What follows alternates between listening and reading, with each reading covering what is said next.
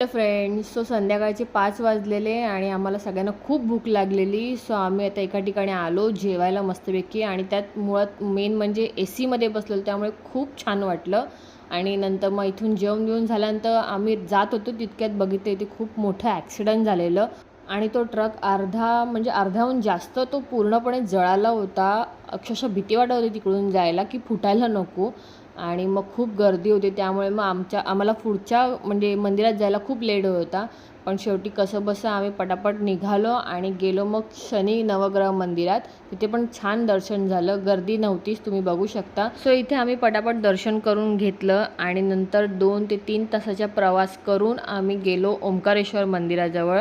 आणि तिथे जाईपर्यंत आय थिंक आम्हाला 8 वाजले असणार आणि मंदिर बंद होणार होतं. सो आम्ही आता इथून पटापट जात आहोत. आणि ब्रिजवर गेला इतकं मस्त वाटलं, इतकी हवा सुटलेली, कारण की सगळी आजूबाजूला पूर्ण पाणी, आणि इतकं छान वाटत होतं. सगळे रिलॅक्स झालेले आणि सगळ्यात जास्त तर व्योमने मजा केली, कारण इतकं आवडलं त्याला. मुळात इथे चालायला भेटलं, नुसतं गाडीत बसून बसून त्याला चालायला भेटत नव्हतं. तो बघा, तो त्याने फुल एन्जॉय केला. आणि नंतर आम्ही पटापट रांगेत गेलो. आम्ही मंदिर बंद व्हायच्या टाईमला गेलो होतो, त्यामुळं तिकडच्या आजूबाजूचा परिसर मला एक्सप्लोर करायला नाही भेटला.